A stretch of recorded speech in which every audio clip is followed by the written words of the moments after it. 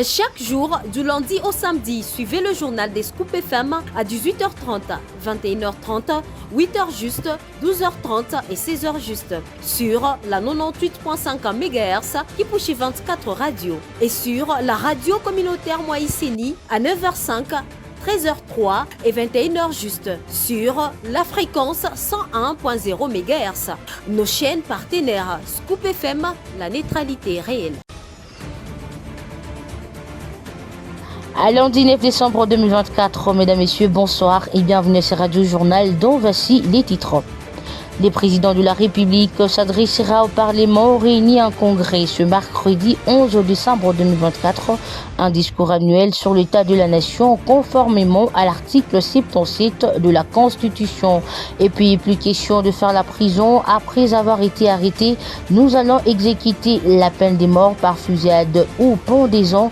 C'est ce qu'a déclaré le ministre de la Justice Constant Moutamba le dimanche 8 décembre 2024. C'est tout pour les titres. Une fois de plus, bienvenue à tous. Dresser les bilans de sa première année au cours de son second mandat tout en abordant de perspectives cruciales pour le pays. Ces points sera au menu lors du discours annuel sur l'état de la nation du président de la République Félix Tshisekedi devant le Parlement réuni en congrès prévu ce mercredi 11 décembre 2024. Suivez. Conformément à l'article 77 de la Constitution, le président de la République démocratique du Congo, Félix Antoine Tshisekedi, s'adressera au Parlement réuni en congrès le mercredi 11 décembre 2024. Ce discours annuel sur l'état de la nation offrira l'opportunité de dresser les bilans de sa première année au cours de son second mandat tout en abordant de perspectives cruciales pour le pays. Ces discours interviennent à un moment délicat pour le pays avec un débat national houlé sur une éventuelle révision ou modification de la Constitution. Les potentiels rappellent que le chef de l'État avait déjà esquissé les contours de cette réforme lors du meeting en octobre dernier à Kisangani. À cette occasion, il avait exposé devant la population de l'asile martyr les objectifs et motivations de ces projets qui continuent de diviser la classe politique. Les congrès constituera donc, selon Info 27, une plateforme stratégique pour expliquer les fondements de cette initiative. Les présidents pourraient également utiliser cette tribune pour répondre aux critiques et convaincre les élus sur l'importance de cette révision perçue par certains comme essentielle pour moderniser les institutions du pays, mais considérée par d'autres comme une manœuvre politique. Outre les questions constitutionnelles, Congo Nouveau prévoit que Félix Tshisekedi abordera une large gamme de sujets touchant à la défense, la sécurité, l'économie, la politique, la justice et les affaires sociales. La situation sécuritaire sera particulièrement scrutée, notamment en ce qui concerne l'occupation de certaines zones du Nord Kivu par de forces rwandaises et les efforts pour désarmer les groupes armés dont le M23. Sur le plan social, le président devra également répondre aux attentes liées à la précarité grandissante, au faible pouvoir d'achat et aux initiatives du gouvernement pour améliorer les conditions de vie des Congolais. Les quotidiens La Prospérité souligne que ce discours sera aussi l'occasion de mesurer la concrétisation des promesses électorales formulées lors de la campagne présidentielle à l'issue de laquelle Félix Tshisekedi avait été réélu. Pour les quotidiens, ces discours annuels permettent également au président de communiquer les avancées de relations avec les institutions internationales, notamment les Fonds monétaires internationaux, FMI, la Banque mondiale, ou encore les efforts pour la mise en œuvre de la couverture santé universelle. L'agence congolaise de presse ACP rappelle que ces discours ne donnent lieu à aucun débat et représentent une déclaration officielle du chef de l'État. Ils constituent cependant un moment clé pour éclairer l'opinion publique sur les priorités et défis à venir. Alors que la RDC fait face à des enjeux complexes sur les plans politiques, économiques et sécuritaires, ces discours sur l'état de la nation sera scruté avec attention par la population. les élus et la communauté internationale. Le président de la République, Félix Tshisekedi, s'y rendra le 24 décembre à Kananga, dans la province du Kasaï central. Cette annonce a été faite le samedi 7 décembre par le gouverneur de cette province, Joseph Moïse Kamboulou. À l'en croire, le chef de l'État va s'y rendre dans ce coin du pays pour célébrer la fête des Noël avec la population près d'une année après sa réélection. Joseph Moïse Kamboulou, qui mobilise déjà la population pour un accueil chaleureux du président Tshisekedi, a indiqué qu'il sera aussi question pour ce dernier de faire comprendre à la population son souci de changer la constitution. Par ailleurs, le gouverneur du Kasaï central a révélé que lors de son séjour dans sa province, Félix Tshisekedi va inaugurer les complexes de Kamaï et la morgue de l'hôpital provincial. En ce jour, à Bruxelles, en Belgique, s'adressant devant la presse, le président du parti Engagement pour la citoyenneté, SID, au sigle Martin Fayoulou, s'interroge comment un procureur de la République, dont on connaît ce qu'il gagne par mois, va acheter une propriété à Bruxelles à 900 000 $. Je vous convie de suivre l'opposant Martin Fayoulou dans cet extrait choisi par votre rédaction. Vous avez appris, et ça, je demanderai moi à l'administration belge de me dire comment un procureur de la République, on connaît ce qu'il gagne par mois, ce qu'il touche par mois, va acheter un appartement ici, une propriété de 900 000 $. Et quand la presse évoque ça, il brandit un document comme quoi il a reçu un prêt de la banque et qui rembourse ses prêts, il va rembourser dans 2 ans 45 000 $ par mois. On pouvait dire qu'il a fait un investissement des rapports et qu'on va lui payer le montant qu'il va rembourser. Est-ce qu'un appartement ou une villa ici peut coûter 45 000 $ par mois? Comment est-ce que lui, et la Belgique a accepté, comment est-ce que les 900 000 $ sont tombés dans les comptes du propriétaire de la personne qui a vendu cela?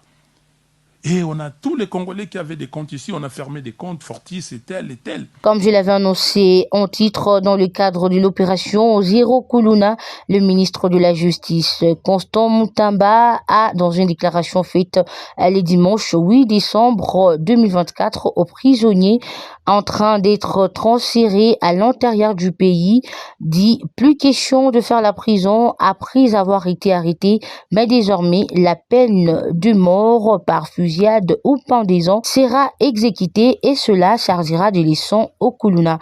Je vous prie de les suivre dans ce propos. Na prometa qui bino été en même temps tozo humaniser la prison, en même temps de refaire exécuter peine de mort. Donc désormais bakangio rozala lisusu na boloko te. Donc faire exécuter peine de mort ndenge boyebi ezalaka par fusillade topé par pendaison. Et ko servir na leçon na bakuluna ba bandi nyusu. Tolingi lisu ko mona takuluna moko te na ville à Kinshasa na ba ville nyusu ya mboka.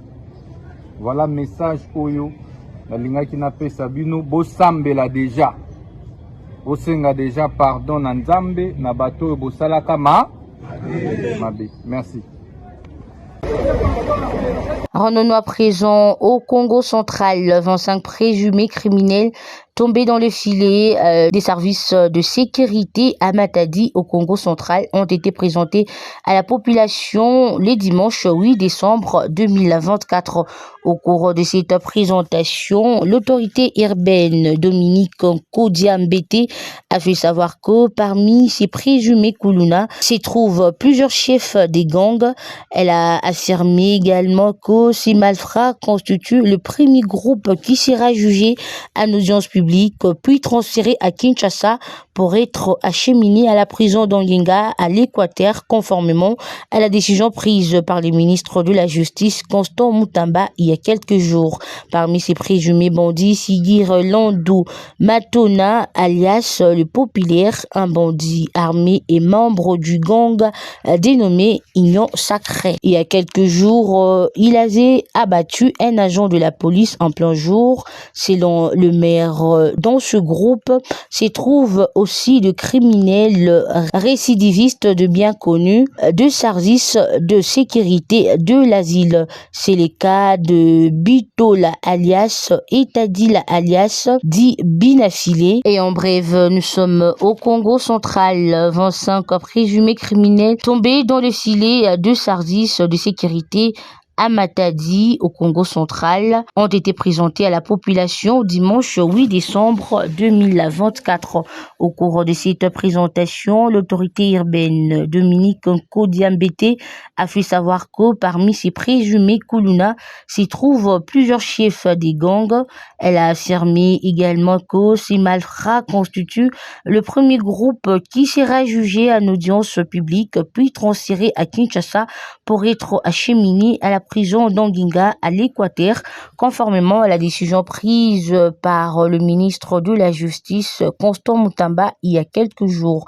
Parmi ces présumés bandits, Sigir Landou Matona alias les Populaires, un bandit armé et membre du gang dénommé Union Sacrée. Il y a quelques jours, il avait abattu un agent de police en plein jour. Selon le maire, dans ce groupe se trouvent aussi de criminels récidivistes de bien connus de services de sécurité de l'asile. C'est le cas des Bitolo alias Etadila alias Binafilé.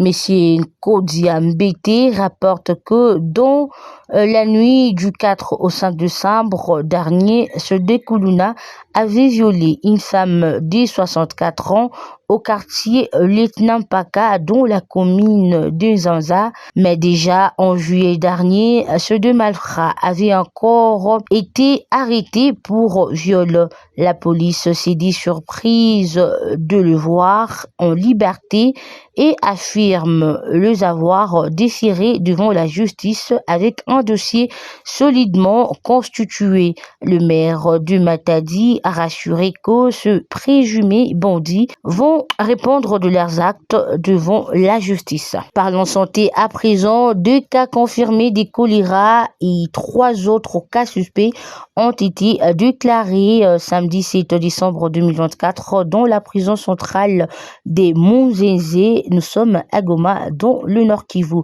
Joyce Kalinga nous en dit plus. Cette nouvelle a été livrée à la radio Okapi par plusieurs sources locales et confirmée par les directeurs des 7 maisons carcérales qui soulignent que l'insalubrité en est la cause. Tout en reconnaissant le fait, ils confirment cependant que les malades sont pris en charge au dispensaire de la prison et que la situation est sous contrôle, d'autant plus que la prison dispose de moyens suffisants pour y faire face. Les directeurs Munzenze précisent avoir déjà pris des mesures pour limiter la propagation de la maladie, notamment en désinfectant ces lieux grâce à l'appui de la zone de santé des Karisimbi. Cependant, il dit être buté au problème de gestion de déchets. Sur place, de poubelles remplies traînent ça et là et des faux sceptiques débordent dans la cour. Il demande à la mairie de s'activer afin de dégager ces déchets et qui y sont stockés depuis très longtemps.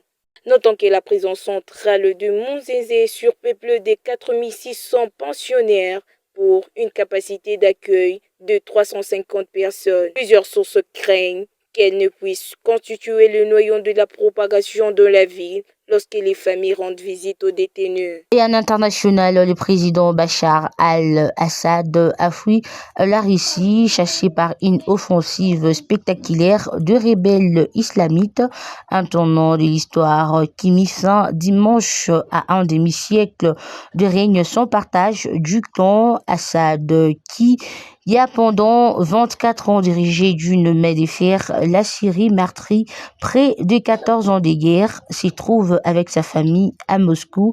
Selon les agences de presse russes, Assad a été célébré dans les rues de Damas. Reportage avec nos confrères du Africa News.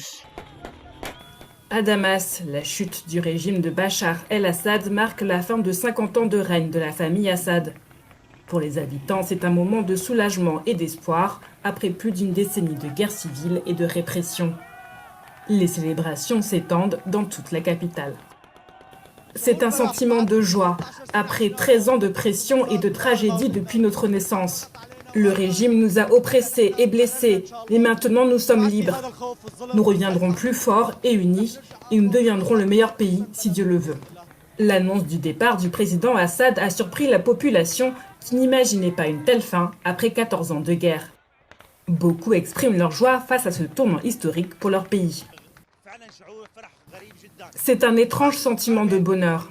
C'est une grande surprise, dormir et se réveiller pour découvrir que le dictateur qui massacrait et tuait le peuple au nom de la démocratie et de la liberté, ce criminel qui a oppressé le peuple pendant 50 ans, n'est plus là.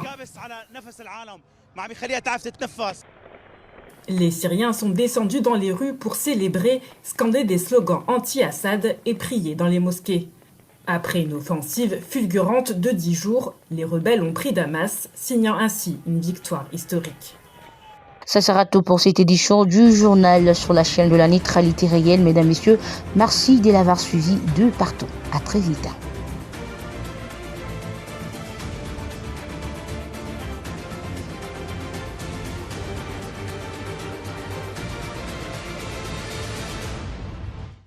Chaque jour, du lundi au samedi, suivez le journal des Scoop FM à 18h30, 21h30, 8h juste, 12h30 et 16h juste sur la 98.5 MHz qui pousse 24 radios et sur la radio communautaire Moïseni à 9h05, 13h03 et 21h juste sur la fréquence 101.0 MHz. Nos chaînes partenaires Scoop FM, la neutralité réelle.